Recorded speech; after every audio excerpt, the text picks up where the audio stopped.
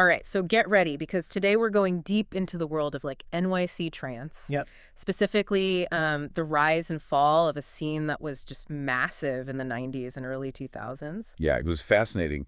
It's not just about music. Right. It's a whole subculture with its own rituals and values and key players. Totally. And at the center of it all, Yeah. John Emmanuel Gartman. John Emmanuel Gartman. That's right. We're going to be using excerpts from a website Okay. called TransSquareAmp to piece together his story. Wow. There's a long memorial page dedicated to Gartman. Interesting. We've got a pronunciation guide here, and it turns out TransSquareAmp is pronounced Trans-M. Really? Yeah, pretty cool, right? That is cool. Oh, It's wow. like a radio station beamed in from another dimension. Right.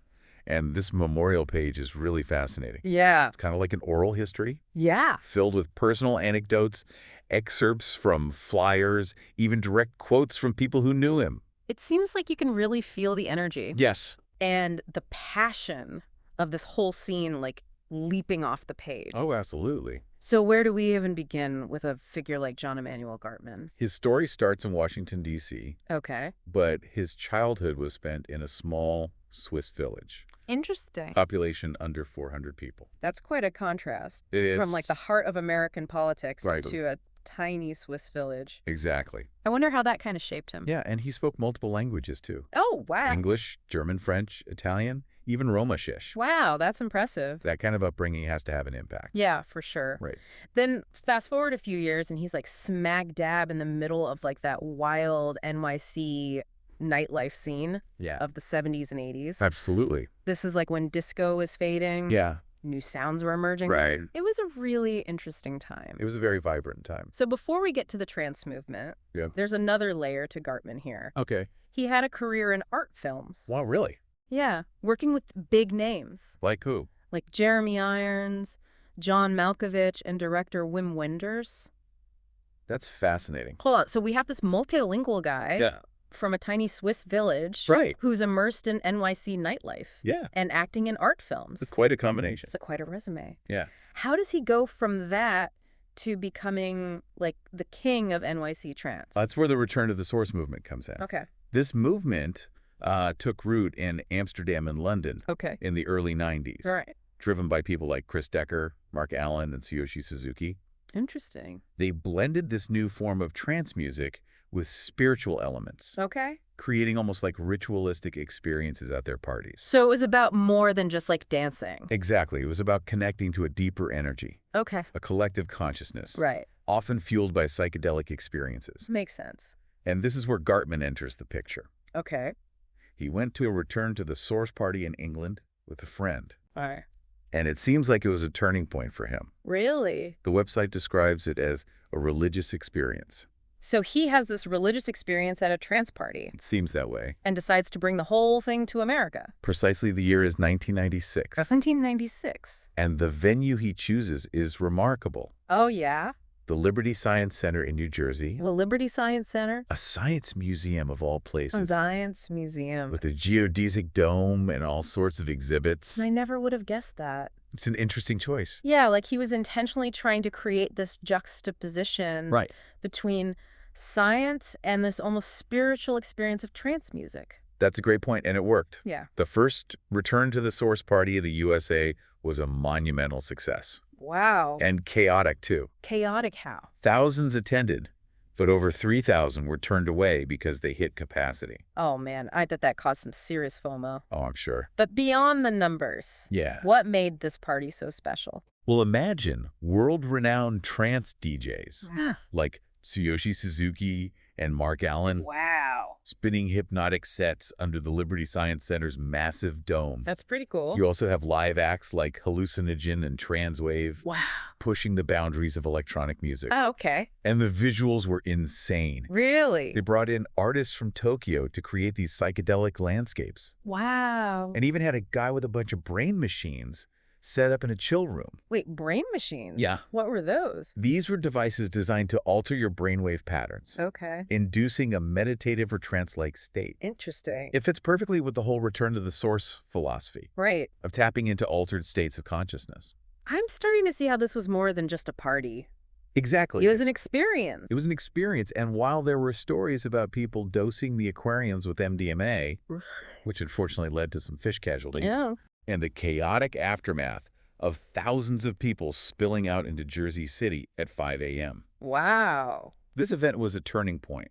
Okay. It put Gartman and NYC Trance on the map.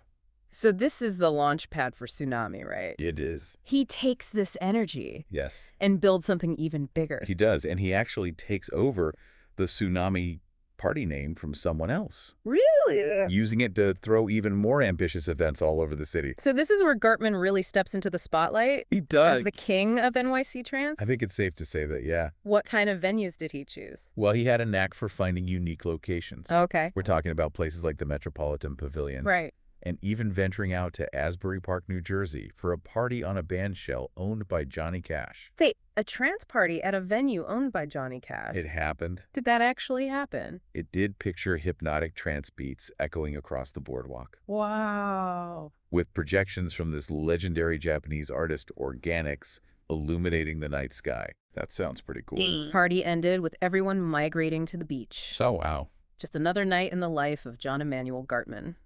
So he's hosting these massive events, attracting thousands of people, Yeah. even venturing outside of NYC. It sounds like he was on top of the world. He was, and he wasn't done yet. Oh, He took Tsunami International, what do you mean? organizing a massive event in Puerto Rico called El Cuco. Ukoko. This party was legendary people flying in from all over the world to experience the magic of Tsunami under the Caribbean stars. This is seriously epic. A trance party kingpin hosting events from New York to Puerto Rico. It is an amazing time. Sounds like he was living the dream. Did he bring Tsunami back to New York after that? He did. He threw another legendary party at Mars 2112 in Times Square. Mars 2112. You remember Mars 2112, right? Yeah, vaguely. That sci-fi themed restaurant with a simulated space ride. Oh, yeah. I went there once as a kid. I think a lot of people did. It's pretty wild to think about a trance party happening in that kind of place. It was wild. So we have this guy who seems unstoppable. Was there anyone who helped him along the way, or was he like a solo act? Well, there was one key partnership that was crucial to Tsunami's success. Okay, who? That's where Yanni Ben Moshe comes in. Okay, who is Yanni Ben Moshe and what did he bring to the table? He was the yin to Gartman's yang. Oh, He came from the house music scene interesting. and brought a business savvy and a focus on sound quality that really elevated Tsunami to the next level. Makes sense. So they were like a good team. They invested in a top-notch sound system, Nice. something that was lacking in the early days. Yeah. They also started placing ads in international newspapers Wow. and even partnered with Kinetic Records, Okay. which later got acquired by Warner Music. Wow. So this was like the golden age of Tsunami. It was. It seemed like nothing could stop them. It really did seem that way. This is where things start to get complicated, right? Yeah, it is. I mean, we know that this wild ride couldn't last forever. That's true. What caused this seemingly unstoppable force to crumble? Well, like with many meteoric rises, there were cracks in the foundation. Okay, like what? For starters, Gartman started facing some serious financial instability. What contributed to that? It was a combination of things. Okay. One of Gartman's business partners pointed out that the typical trance crowd wasn't big on drinking. Interesting. So alcohol sales, which usually make up a big chunk of revenue for clubs, weren't as strong. Yeah, that makes sense. Plus, most of the popular trance artists were duos from Europe, Okay. meaning higher travel costs. And then you factor in the cost of these like incredible venues in NYC. Yeah, exactly. It sounds like a recipe for financial stress. It was. And the trance crowd wasn't known for being particularly wealthy. Right. So ticket prices couldn't be too high. So it was a tough balancing act. It was a very tough balancing act. Okay, so we have the internal challenges of financial instability, Yeah. but you mentioned other forces at play. Were they related to the scene itself, or were they external factors? Both, actually. Both. Yeah. Okay, I'm on the edge of my seat. Okay. What were these other forces? That's what we'll uncover when we dive into part 2. All right, looking forward to it. Welcome back. Yeah, so before we get to those other forces that led to the decline of Tsunami, Yeah. I wanted to say, like, it almost feels wrong talking about, like, Yeah. the business aspects when we were talking about these, like, incredible parties. I know what you mean. It's like ruining the magic a little bit. Yeah, it can feel a bit jarring to shift from these transcendental experiences to the nitty-gritty of finances. Right. But I think it's important to understand the full picture. Totally. These parties didn't just materialize out of thin air. Right. They required money and planning and a whole lot of hustle. They did, and in Gartman's case, it seems like the hustle sometimes overshadowed the planning. Really? The memorial page paints him as a party king, Right. but also as a flawed figure who left a trail of financial woes. You mentioned that earlier. I did. Were there like specific incidents that highlight this? Well, apparently, there were quite a few people who lost money loaning it to Gartman Oh, wow. for deposits, airline tickets, Yeah. hotel bills, all sorts of expenses related to his events. So it wasn't just a matter of him like overspending Right. or mismanaging funds It seems like he was actually borrowing money from people, promising to pay them back, and then, and then not. wow. There were lawsuits, accusations of fraud. Really? Even his own boyfriend at the time, Montgomery, Oh, wow. lost a significant amount of money after his family invested in Tsunami.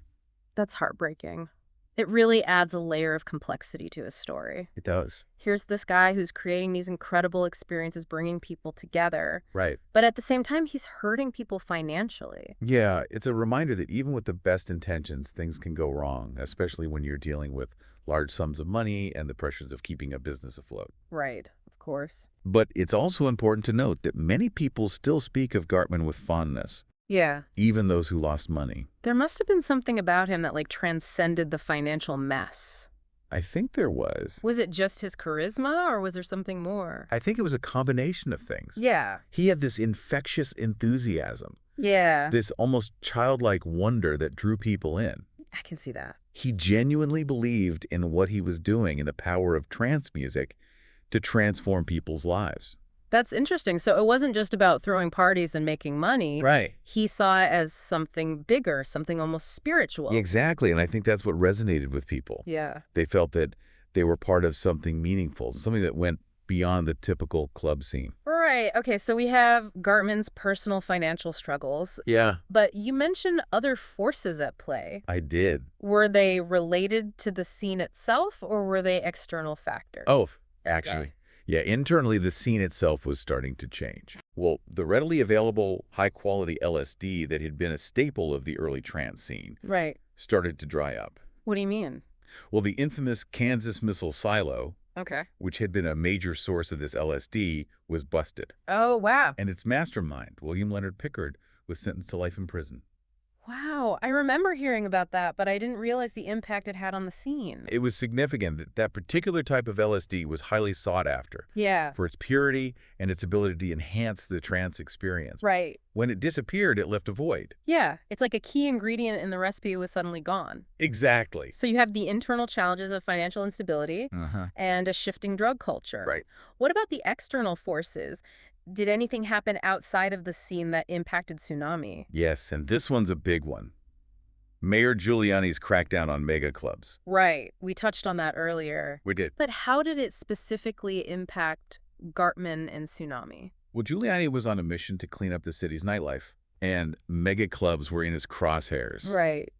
He saw them as hotbeds of crime and drug use, and he was determined to shut them down. I can see that happening. One by one, iconic clubs like Twilla Sound Factory, Limelight Club USA, they all fell victim to Giuliani's crackdown. That must have been a devastating time for the club scene. It sounds like a whole era was coming to an end. Yeah, it does. And for Gartman, who was already struggling to keep Tsunami afloat, Yeah. it was like a 1-2 punch. Venues were demanding ambulances to be stationed outside insurance. Insurance rates were skyrocketing. The financial pressures were immense. So on top of his own financial woes, Right. he now had to contend with this political force that was fundamentally changing the landscape of NYC nightlife. Exactly. It was a perfect storm. The scene was changing. The city was changing.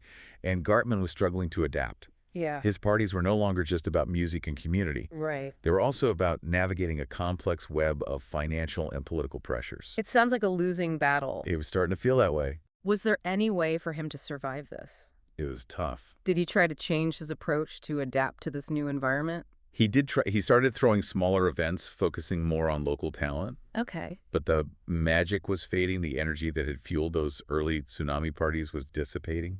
It makes sense if the scene itself is changing and the political climate is hostile. Yeah, It's hard to maintain that same level of excitement and energy. for sure. So what happened? Did tsunami just slowly fade away, or was there like a definitive end? His last official tsunami party took place in December 2007 Okay. at a venue called Gypsy Tea in Manhattan. Gypsy Tea, it's a fitting name for the final chapter, isn't it? It is. It evokes a sense of wandering of a time that's passed. Yeah. What happened to Gartman after that? He stayed connected, but his life took a more somber turn. How so? He was practically homeless for a time, living in one of Ben Moshe's commercial spaces, Wow. until complaints from other tenants forced him to leave. It's hard to imagine this once celebrated party king facing such hardship. It is. What about the people who knew him? Yeah. How did they react to his decline? It seems like there was a mix of sadness, frustration, and even anger. Yeah. Some people felt that he had betrayed their trust, Right. that he had taken advantage of their generosity. I can understand that. Others recognized his flaws, but still saw the good in him, the passion and the vision that had fueled Tsunami. It's a complex legacy, for sure. It is. He brought so much joy and connection to people, but he also caused a lot of pain and financial hardship. Exactly. And I think that's what makes his story so compelling. Yeah. It's not a simple tale of rise and fall. Right. It's a human story full of contradictions and complexities. So it sounds like we've covered a lot of ground here. We have. We've talked about Gartman's personal journey, the rise and fall of Tsunami, the financial challenges, the shifting drug culture, the impact of Giuliani's policies. It's a lot. But we haven't really talked about the parties themselves. Yeah. The experiences that people had, the memories that they still hold dear. You're right. We focused on the context, the background. Yeah. But the heart of Tsunami was the parties, the music, the people. Totally. That's what we need to explore next. All right, let's do it. Let's step back into those legendary parties, hear some firsthand accounts, and try to capture the magic that made Tsunami so special. All right, so welcome back to our deep dive into the world of like John Emanuel Gartman and the rise and fall of NYC trance. Yeah. We've talked about his journey, the birth of the Tsunami, the challenges he faced, Right. the complex legacy he left behind. That's a lot. But now I'm ready to hear about the parties themselves. What was it like to actually be there Yeah. in the midst of all that energy? It's hard to describe in words, Yeah. but I'll do my best. Right. It was sensory overload in the best possible way. Okay. Music, the lights, the people, Yeah. it all came together to create something truly unique. All right, let's start with that first return to the source party at the Liberty Science Center. I'm still wrapping my head around the fact that they threw a rave in a science museum. It's wild. Was it as wild as it sounds? It was even wilder. Really? And we actually have a firsthand account Oh, cool. from someone named Mark Kelsey, who was there that night. Okay. He called it a watershed moment for the U.S. rave scene Wow. and said the positive energies were palpable. So what stood out to him specifically? Yeah. Was it just the general vibe, or were there like particular details that made it special? Well, he mentioned being impressed by the no smoking policy inside, Really? calling it an incredible relief. That's pretty interesting. This was back in the 90s when raves were notorious for being smoky and hazy. Right. Yeah. Right. It speaks to a level of intentionality that Yeah. I wouldn't have expected. Right. Like they were trying to create a space that was cleaner, more conscious, maybe even more respectful of the setting. I think so. And then there were the visuals. Yeah, what about them?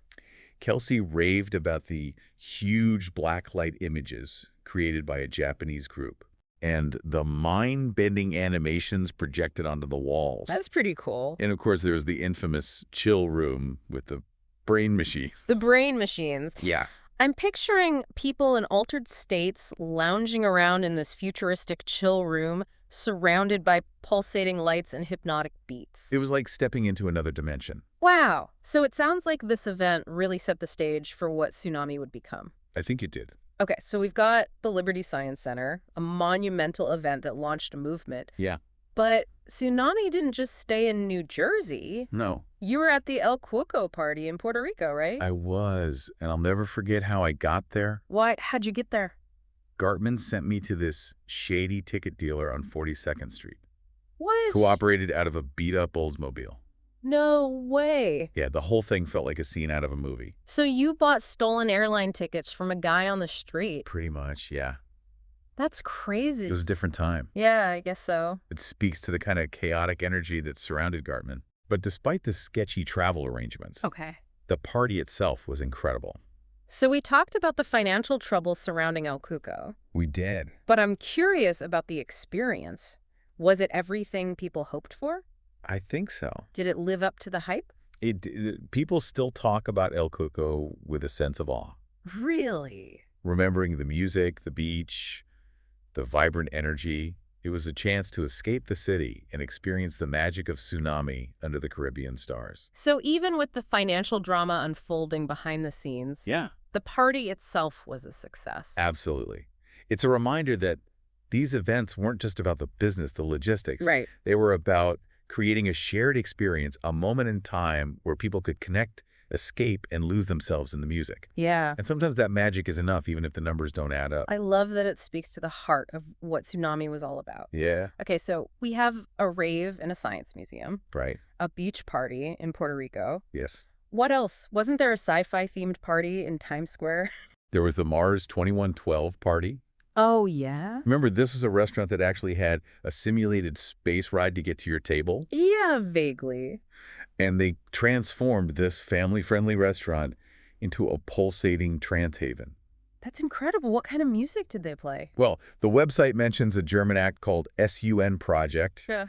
playing something called Butt Rock Goa. But rock go. I'm not familiar with that. What does it even sound like? Like Goa trance, which is characterized by fast tempos and psychedelic melodies, Right. but with elements of hard rock and heavy metal. Oh, wow. Guitars, driving bass lines, Okay. and even alien masks. Wow, that sounds intense. It was. I can only imagine what it was like to experience that in the heart of Times Square. If it was something else, I went all out. Really? Dressed in full alien regalia, complete with a rubber mask. That's amazing. It was a night of pure, unadulterated energy. You witnessed Vitalik from Omnitribe's first party at this event, right? I did. What a cool piece of history to have been a part of. It really was. And it speaks to the impact that Tsunami had on the scene. Yeah. It wasn't just about Gartman. It was about nurturing new talent and pushing the boundaries of electronic music. So here we have these snapshots of Tsunami at its peak, a party in a science museum, Right. a beach rave in Puerto Rico, Yeah. a sci-fi extravaganza in Times Square. It was a wild time. It's like Gartman was constantly pushing boundaries, creating these immersive experiences that were more than just music. They were portals to other worlds. That's a great way to describe it. And it's important to remember that this was all happening against the backdrop of Giuliani's crackdown on nightlife. Oh, right, of course. These parties were acts of defiance, celebrations of a subculture that refused to be silenced. Makes sense. They weren't just about having fun. They were about pushing back against the forces that were trying to control and sanitize the city. It's almost like they were saying, you can try to shut us down, but we'll just find new ways to express ourselves, to create spaces where we can be free. Exactly. And for a time, they succeeded. But as we know, the story doesn't end there. Right. The financial pressures, the changing landscape of the scene, Yeah. the loss of key ingredients like that high-quality LSD, Yeah. it all contributed to Tsunami's eventual demise. But even though the parties stopped, Yeah. the impact, the legacy lives on. It does. We've seen that in the tributes, the memories, the stories that people continue to share about Gartman and Tsunami. For sure. And those stories are more than just anecdotes. They're pieces of history. Yeah, They tell us something about the city, about the music, about the people who were drawn to this scene. absolutely. Gartman may have been a flawed figure, but he created something special, something that resonated with thousands of people. Totally. And that's something worth remembering, even if it was fleeting. It's a reminder that even the most vibrant scenes, the most passionate individuals can be swept away by the tides of change. That's true. But the memories, the experiences, the connections those endure, They do. and ultimately that's what matters. I couldn't agree more. Well, I think we've done a pretty thorough job of exploring this topic. I think so too. We've covered Gartman's life, the rise and fall of Tsunami, the magic of those legendary parties, and the complex legacy he left behind. Yeah. What a ride! It was a fascinating journey. Yeah, and it makes me wonder Right. what other hidden gems of music history are out there waiting to be unearthed. That's a great question. And who knows, maybe we'll stumble upon another one soon and bring you another deep dive. I hope so. Until then, keep exploring, keep questioning, keep the music playing.